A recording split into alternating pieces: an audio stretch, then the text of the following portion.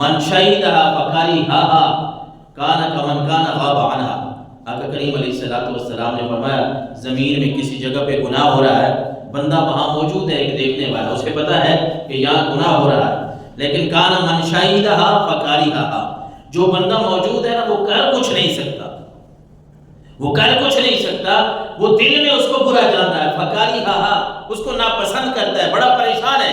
کہ یہ کام فلاں نوجوان، یہ فلاں آدمی یہ غلط کام کر رہا ہے، اللہ اور اس کے رسول کی نافرمانی والا، لیکن دل میں پریشان ہے، اس کو کہہ کچھ نہیں سکتا۔ حضور علیہ السلام نے فرمایا کان کمن غاب عنہا، اللہ اس کے نامہ اعمال میں اس طرح لکھ دیتا ہے کہ یہ بندہ جب گناہ ہو رہا تھا تو یہاں موجود ہی نہیں تھا۔ صرف اس بات پہ کہ بندہ گناہ کو گناہ سمجھے، گناہ کو گناہ سمجھے اور اس گناہ کو مکروہ جانے،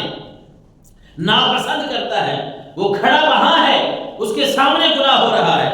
یا وہ اسے پتا ہے سامنے نہ صحیح، اسے پتا ہے کہ اس گلی محلہ میں فلاں جگہ پہ فلاں گناہ ہو رہا ہے، اب یہ اس کو معلومات ہونے کے باوجود اور یہ اپنے دل میں ناپسند کر رہا ہے، تو اللہ تبارک و تعالیٰ اس بندے کو اس طرح لکھ دیتا ہے چونکہ اس نے گناہ کرتا بھی نہیں ہے یہ اور گناہ کو ناپسند بھی سمجھتا ہے، اللہ لکھ دیتا ہے کہ یہ یہاں موجود ہی نہیں تھا۔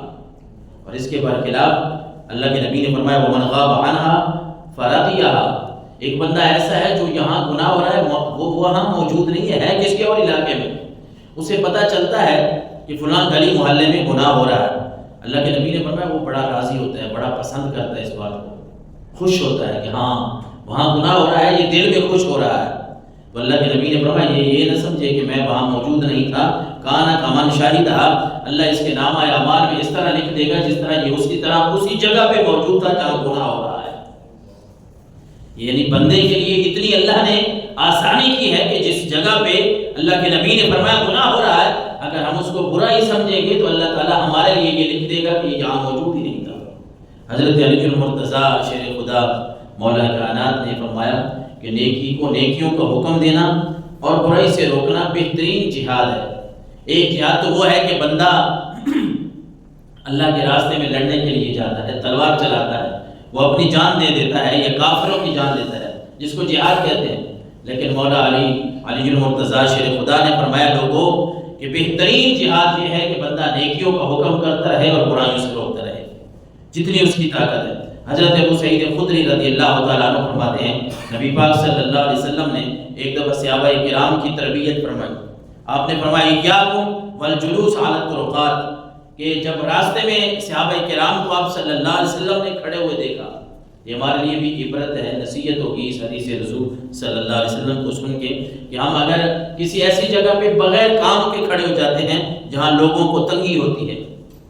جہاں لوگ تنگ ہوتے ہیں، ذرا اس حدیث مبارکہ کو سنیں کہ سرکار دو عالم نے کیا فرمایا، آپ نے صحابہ کرام کو فرمایا راستے سے ہٹ کے کھڑا ہوا کرو، راستے کو بند نہ کیا کرو۔ تو صحابہ کرام رضوان اللہ تعالی علیہم اجمعین نے عرض کی ما لنا بد، اے اللہ کے نبی ہماری کوئی ضرورت ہوتی ہے ہم ویسے نہیں کھڑے ہوتے، کہ راستے میں ویسے کھڑا ہونا مناسب نہیں ہے، ہاں بندہ کسی سے کوئی بات چیت کرنی ہے، کوئی کام ہے، کوئی 2-4 منٹ کے لیے کھڑے ہو بھی گئے، تو صحابہ کرام نے وہی بات عرض کی ما لنا بد، اے اللہ کے نبی ہمارے اپنے کام ہوتے ہیں، ہم کسی ضرورت کی، ہم کسی مجبوری کی بنیاد پہ کھڑے ہوتے ہیں، انما ہی مجالسنا فنتحدث فیہا، اے اللہ کے نبی ہم وہ وہاں جو کھڑے ہوتے ہیں یا بیٹھ جاتے ہیں تو کچھ چند باتیں ہوتی ہیں جو ہم نے آپس میں کرنی ہوتی ہیں، باقی کوئی نہیں ہے۔ لیکن اللہ کے نبی صلی اللہ علیہ وسلم نے فرمایا فَإِذَا أَبَيْتُمْ إِلَّا الْمَجَالِسِ فَاتُوا الطَّرِيقَ حَقَّهَا، حضور نے فرمایا اچھا اگر تمہیں راستے پہ کھڑا ہونا بھی ہے نا، تم نے کوئی ضروری بات کرنی ہے ایک دوسرے کے ساتھ تو راستے کو اپنا حق دے دیا کرو۔ اب راستے کا بھی کوئی حق ہوتا ہے،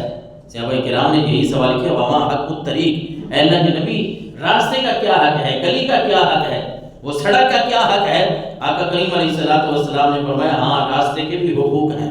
اگر تم نے گلی میں کھڑے ہو کے، راستے میں کھڑے ہو کے آپس میں کوئی گفتگو کرنی بھی ہے، ایک تو ایک سائڈ پہ ہو کے کھڑے، اور دوسرا آپ صلی اللہ علیہ وسلم نے فرمایا غض البصر، تمہاری آنکھیں جو ہیں وہ نیچی ہونی چاہیے، تمہاری نگاہیں نیچی ہونی چاہیے، کسی کی عزت کو تمہاری وجہ سے کوئی تکلیف نہ ہو، غض البصر، تمہاری آنکھیں نیچی ہونی چاہیے، وکف الاذی،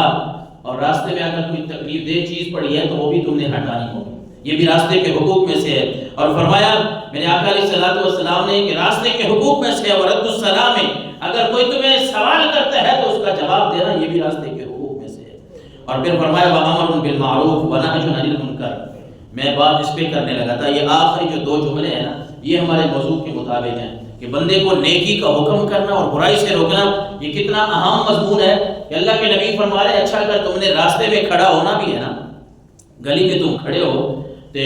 گلی میں کھڑے ہو کے تم اپنی باتیں کر رہے ہو، کوئی کام ہے، لیکن حضور علیہ السلام نے فرمایا اگر وہاں کھڑے ہو تو اپنی نگاہیں بھی نیچی رکھو، اور پھر فرمایا کف الاذی، وہاں کوئی تکلیف دہ چیز پڑی ہے تو اس کو بھی ہٹاؤ، رد السلام، اور فرمایا سلام کا جواب بھی دو، اور آخری 2 باتیں فرمائی امر بالمعروف ونہی عن المنکر، وہاں سے گزرتے ہوئے بھی اگر تمہیں کوئی ایسا آدمی ملتا ہے جس کو نیکی کا حکم کرنا ہے تو تم نے اپنا کام بھی کرنا ہے، اس کو نیک کام کا حکم بھی کرنا ہے۔